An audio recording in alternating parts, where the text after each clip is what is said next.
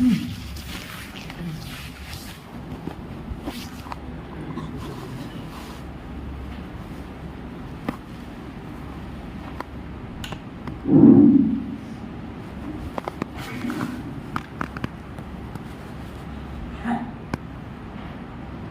الحمد لله كفى والسلام على عباده الذين اصطفى أما بعد فأعوذ بالله من الشيطان الرجيم بسم الله الرحمن الرحيم وأما من خاف مقام ربه ونهى النفس عن الهوى فإن الجنة هي المأوى وقال تعالى في موضع آخر ولمن خاف مقام ربه جنتان وقال تعالى في موضع آخر رب اشرح لي صدري ويسر لي أمري واحلل عقدة من لساني يفقهوا قولي رب زدني علما صدق الله العظيم সমস্ত প্রশংসা গুণগান তারিফ সেই মহান করুণাময় আল্লাহ তাবারক ওয়া তাআলার জন্য, যিনি আমাদেরকে দুনিয়ার বিভিন্ন রকম কাজ,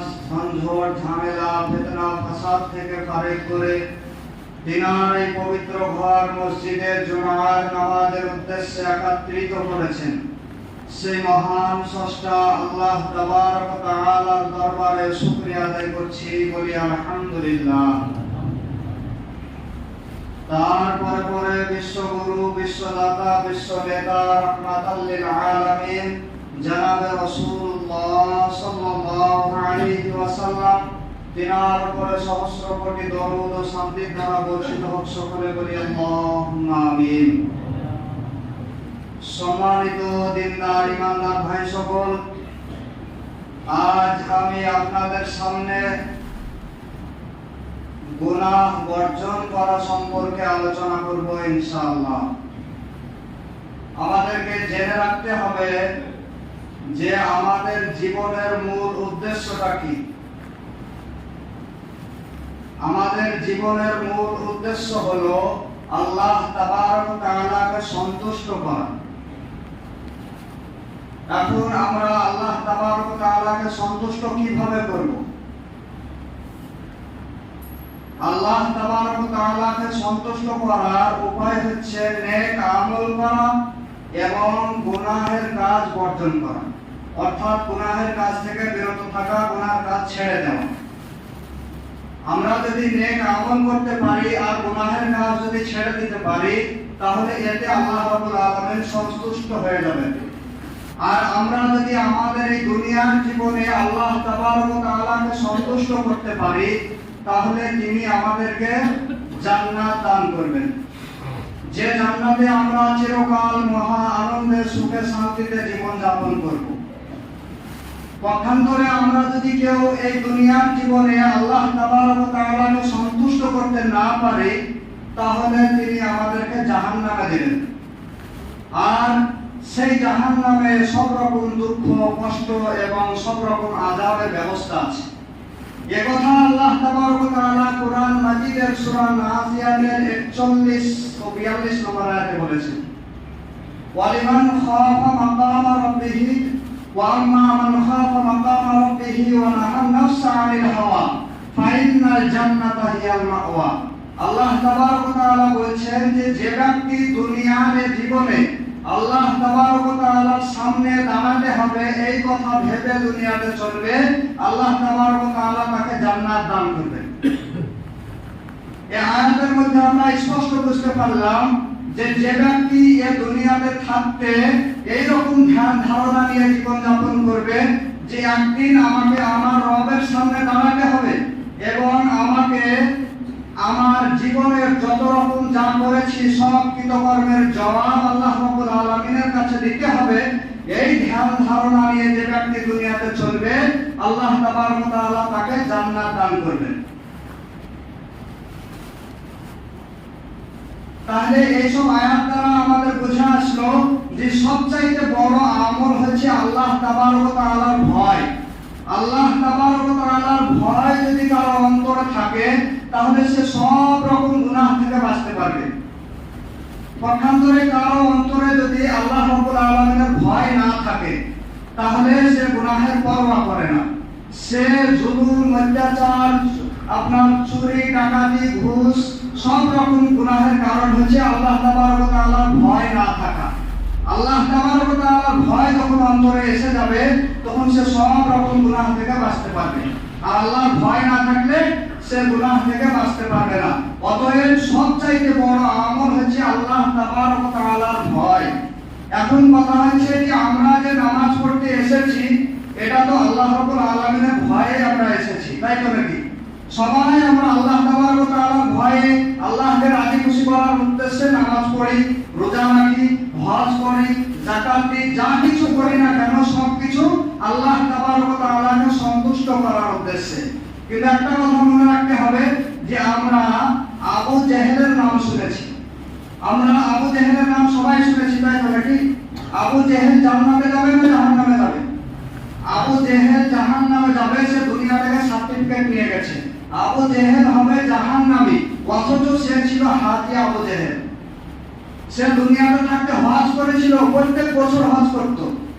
আবু জেহেল দুনিয়াতে থাকা অবস্থায় নবী সাল্লাল্লাহু আলাইহি ওয়াসাল্লামের পিছনে দাঁড়িয়ে নামাজ পড়েছিল, অথচ সে দুনিয়াতে থাকা অবস্থায় জাহান্নামের সার্টিফিকেট নিয়ে চলে গেছে, সে জাহান্নামে যাবে। তাহলে কেন সে জাহান্নামে যাবে? সে হজ করেছে, সে যাকাত দিয়েছে, সে নবী সাল্লাল্লাহু আলাইহি ওয়াসাল্লামের পিছনে দাঁড়িয়ে নামাজ পড়েছে, অথচ সে জাহান্নামে যাবে। তাহলে আমাদেরকে ভাবতে হবে যে আমরাও তো নামাজ পড়ি, আমরা হজ করি, আমরা যাকাত দিই, আমরাও তাহলে জান্নাতে চলে যাব। এরকম আমরা মনে করি যে আমার চাইতে বড় ইবাদতকারী আর কেউ নাই। আমি হজ করেছি, আমি যাকাত দিই, আমি মানুষকে দান সদকা করি, আমার চাইতে বড় ইবাদতকারী আর কেউ নাই। কিন্তু আবু জেহেলও এরকম ছিল। আবু জেহেল হজ করেছিল, প্রত্যেক বছর বছর হজ করেছে, তারপরে সে নবী সাল্লাল্লাহু আলাইহি ওয়াসাল্লামের পেছনে দাঁড়িয়ে নামাজ পড়েছে, কিন্তু সে জাহান্নামে যাবে। কেন যাবে? তার অন্তরে আল্লাহর ভয় ছিল না। আল্লাহর ভয় না থাকার কারণে, আল্লাহর ভয় থাকতে হবে। আল্লাহ তাবারক ওয়া তাআলাকে সন্তুষ্ট করার উদ্দেশ্যে আমাদেরকে কি করতে হবে? ইবাদত করতে হবে, তবেই আমরা হতে পারবো জান্নাতি। আমরা যদি নামাজ পড়ি, রোজা রাখি, হজ করি, যাকাত দিই, আর যদি আমাদের উদ্দেশ্য হয় যে মানুষকে খুশি করব, মানুষ কিভাবে আমাকে দাতা বলবে, মানুষ আমাকে হাজী বলবে, মানুষ আমাকে পীর বলবে, এই হিসাবে যদি আমরা ইবাদত করি তাহলে আমাদের কিন্তু ইবাদত কবুল হবে না। অতএব আমাদেরকে যে ইবাদত করলে কবুল হবে সেরকম ইবাদত করতে হবে।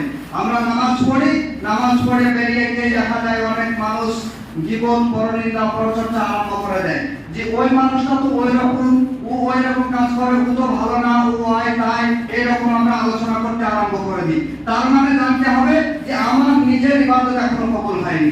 আমি যখন নিজে ইবাদত করে যখন আমি ভালো হতে পারবো, ভালো রাস্তায় আসতে পারবো, আমি যখন মানুষের দোষ ধরা থেকে বিরত থাকতে পারবো, তখন জানতে হবে যে আমার ইবাদত কবুল হচ্ছে। আল্লাহর ভয় আনতে হবে। মুহতারাম বুজুর্গ দোস্ত আজিজ, এই ভয়ের ব্যাপারে একটা ঘটনা আমরা আপনাদের সামনে বলি আমি, যে একবার হযরত ওমর ফারুক রাদিয়াল্লাহু তাআলা আনহু তিনি তার কয়েকজন ছাত্রদেরকে নিয়ে রাস্তায় কোথাও যাচ্ছিলেন, মক্কা শহরে কোথাও যাচ্ছিলেন। তো রাস্তায় যেতে যেতে তিনি একটা রাস্তার মোড়ে দাঁড়ালেন। সেখানে দাঁড়িয়ে দেখলেন একজন রাখাল ছাগল চড়াচ্ছিল। সেই রাখাল ছাগল চড়াচ্ছিল, সেই রাখালকে হযরত ওমর ফারুক রাদিয়াল্লাহু তাআলা আনহু খাবার খাওয়ার জন্য ডাকলো। রাখালকে ডাকলো যে এসো আমাদের সঙ্গে তুমি খাবার খাবে। তখন সে রাখাল বলল যে না, আমি খাবার খাবো না, কারণ আমি রোজা আছি। তখন সেই ওমর ফারুক রাদিয়াল্লাহু তাআলা আনহু রাখালকে বলল যে তুমি কেন খাবার খাবে না? তখন সে রাখাল বলল যে আমি রোজা আছি।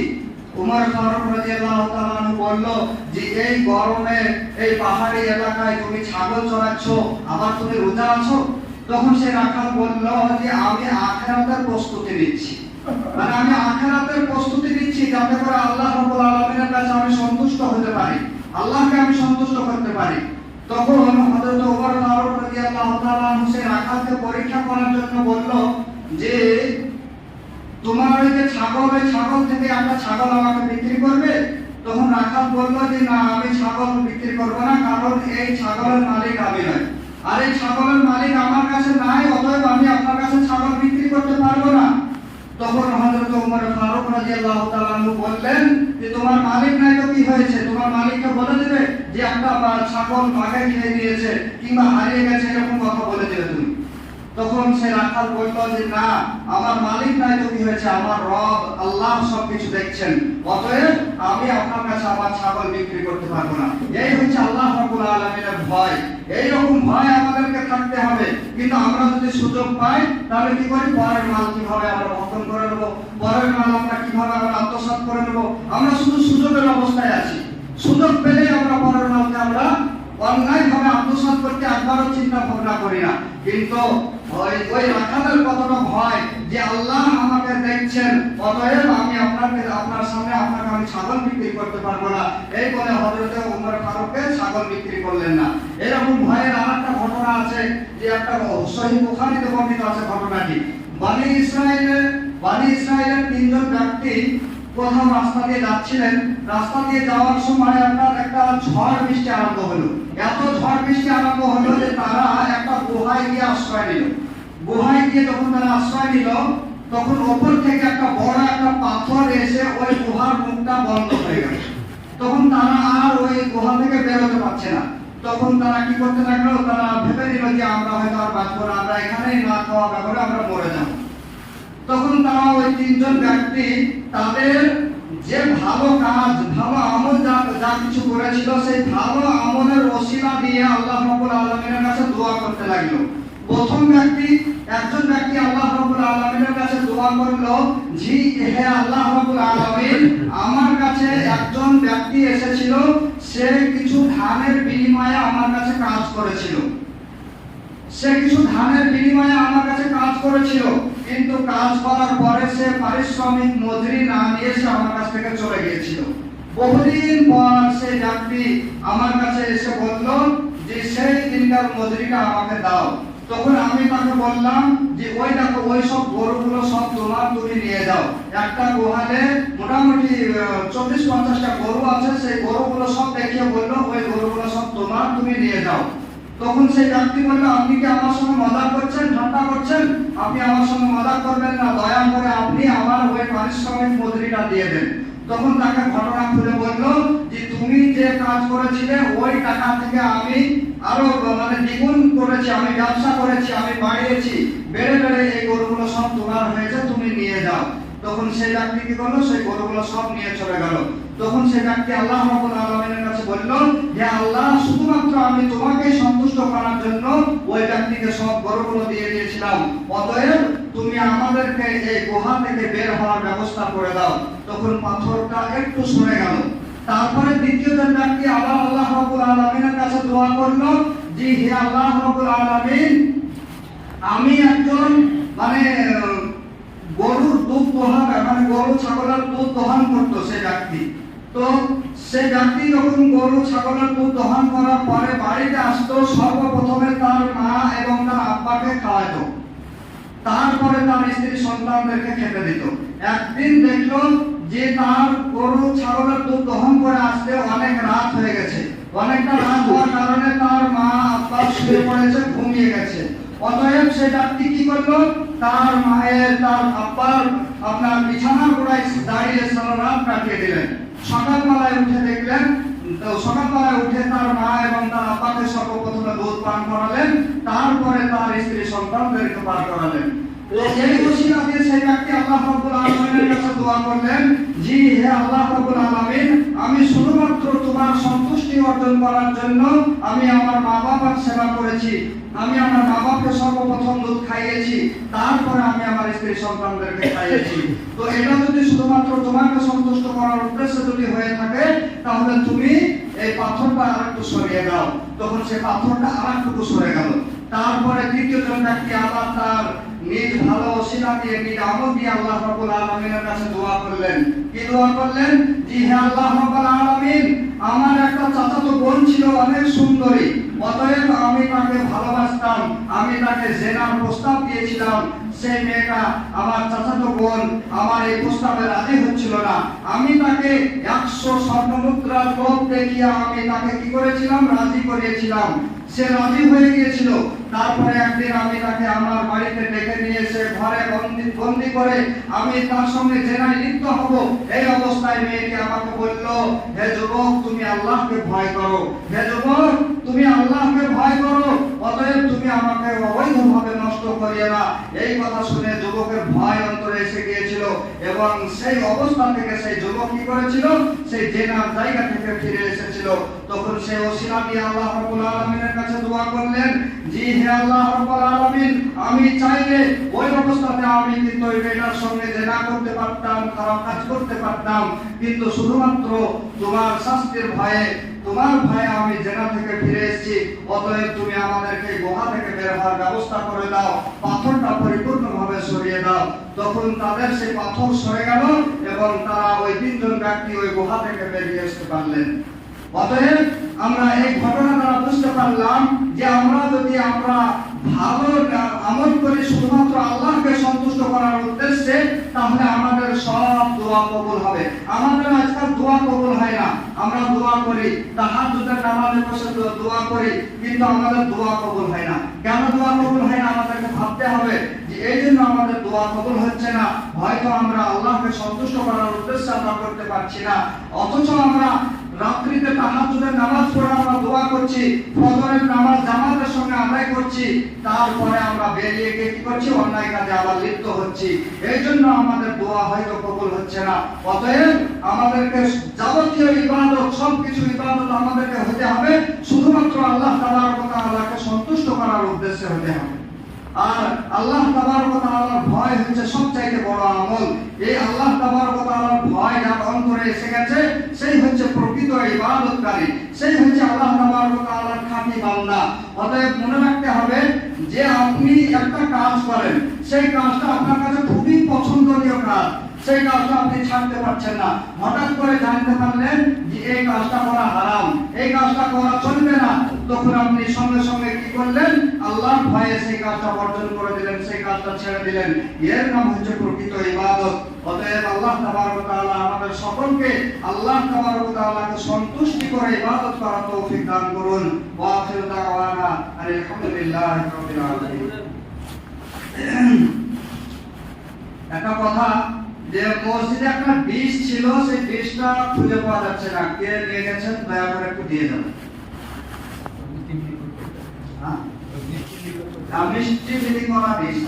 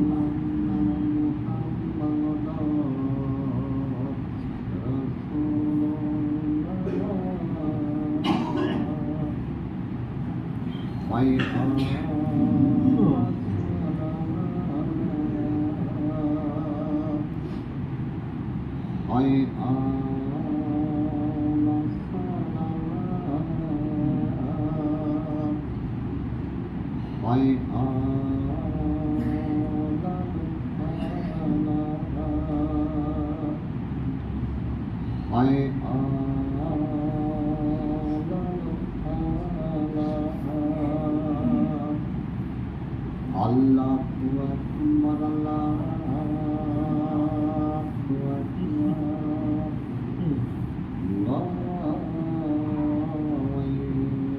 ইলাহা ইল্লাল্লাহ।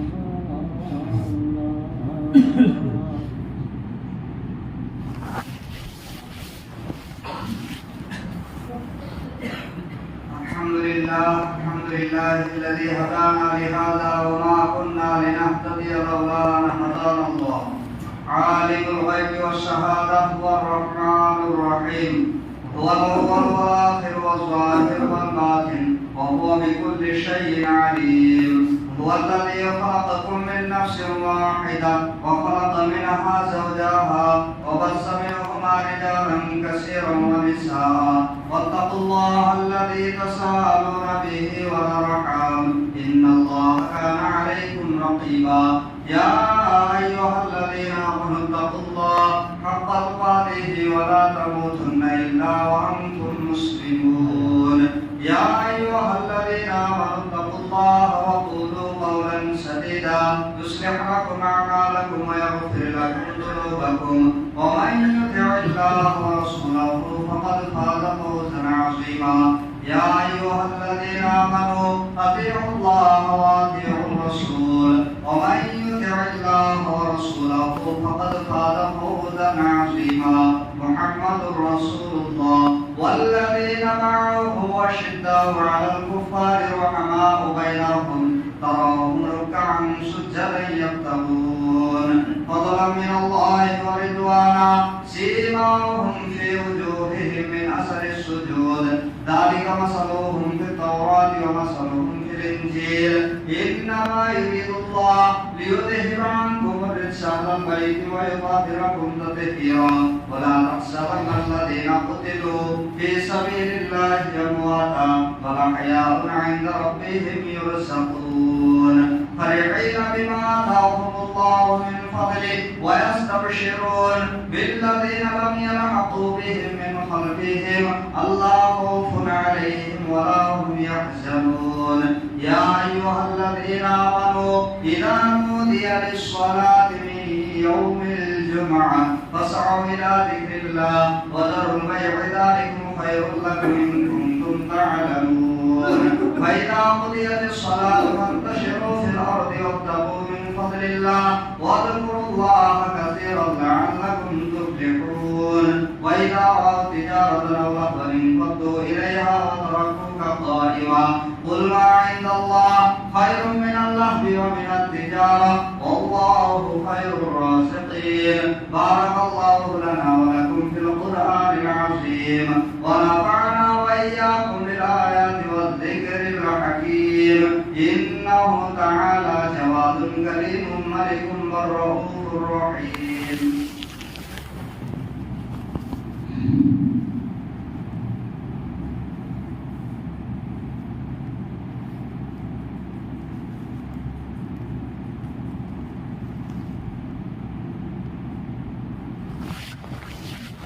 الحمد لله نحمده ونستعينه ونستغفره ونؤمن به ونتوكل عليه ونعوذ بالله من شرور أنفسنا ومن سيئات أعمالنا من يهده الله فلا مضل له ومن يضلله فلا هادي له ونشهد أن لا إله إلا الله وحده لا شريك له ونشهد أن محمدا عبده ورسوله.